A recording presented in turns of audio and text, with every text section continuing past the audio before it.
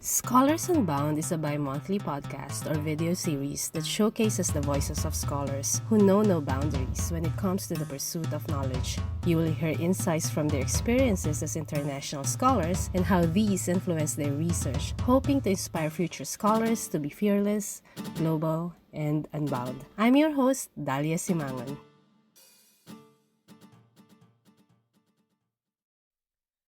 Hi everyone. I'd like to continue my discussion with Dr. Danashri Jayaram in the previous episode about publishing your first monograph or academic book. I got lots of good tips from Danashri, and I'm sure you did too. So I thought in this episode, I'll share with you some questions that I think are important for you to contemplate on before you embark on this long but rewarding journey of book publication. I also think that these questions are especially relevant to those who wish to transform their thesis into a book, of which I also have another episode where I talk about the difference between a thesis and a book. So I also suggest that you listen to that if you haven't had the chance yet. But some of these questions are also worth revisiting, even for your second, third, or nth book. All right, let's get into it. The first question is, how much material do you have? Or do you have enough material to work with? Although we all know this already, but I think it's important to be reminded that writing a book or any academic publication for that matter is not just about the actual writing when you sit in front of your computer and produce words on the screen.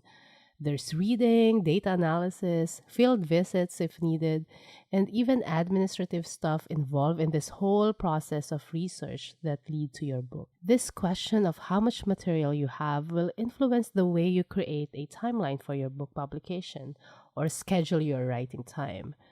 If you don't have enough material yet for your book, for example, you are still in the process of data collection, I suggest that you set aside the idea for the book project in the meantime and then focus on your research first. I'm not saying that it shouldn't be your goal.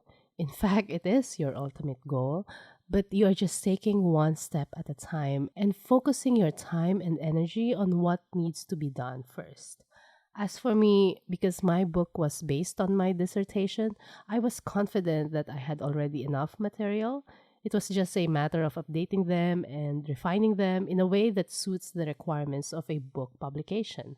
I'm also aware that there are book projects that start with really just an idea pitched to an editor, which the editor accepts. Then you have the book contract and you start your book project. But I won't be surprised that even these types of kind of early pitches, they already have a solid foundation. May it be in terms of a comprehensive review of the topic or related publications that the author may already have. Having enough material will give you an idea of how much more time you need and what other things you need to do. In other words, it gives you a sense of how feasible your book project is. The second question is how many hours or how much time you can devote to writing your book. Writing a book is often a lengthy process that may take months or even years, depending on different factors. And the most influential factor is time. Of course, we have different priorities at different points in our lives, so it's important to consider the time and energy we can give to our book projects alongside our other commitments. For me, for example, I really had the luxury of time to dedicate much of my postdoc fellowship to my book. I didn't have other major and pressing research or teaching commitments. And personally, I also didn't have caring responsibilities at the time. And because of this combination of factors that made it so conducive for me to focus on writing, I was able to finish writing my book and have it in my hands even before I completed the 1.5 year of my postdoc fellowship. How much time you can dedicate to your book is also not just about the time you will have this month or next month. You should even go beyond this year, especially if you haven't reached out to editors yet. I'd like to write my second book soon, honestly, but given my professional and personal circumstances, I don't think it's feasible to do it within 1 year or two. But this doesn't mean that I'm completely disengaged from the idea or the foundations needed for writing my second book. I can start reading about my topic, perhaps even start smaller scale research projects and publish articles related to this much bigger book project. In that case, even though I haven't officially started the book project itself, I'm already on the way to it and feel content somehow that whatever it is I'm focusing at the moment will contribute to my ultimate goal of publishing a book.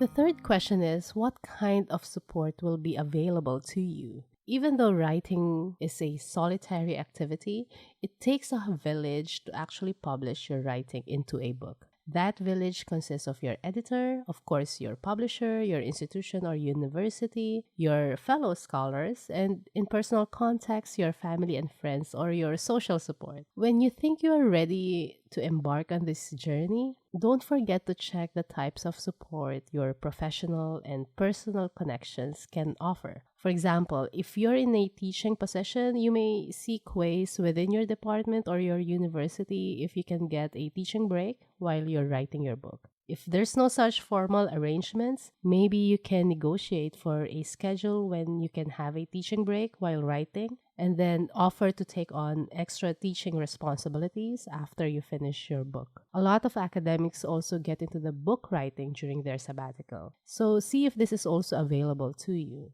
And I think it's also worthwhile to let your colleagues, your family and friends, those close to you, to know that you're planning to focus on writing your book. Not only it adds extra accountability on your writing goals and book deadline, they will also be aware of your work commitments and hopefully understand you whenever you prefer to write than socialize, for example.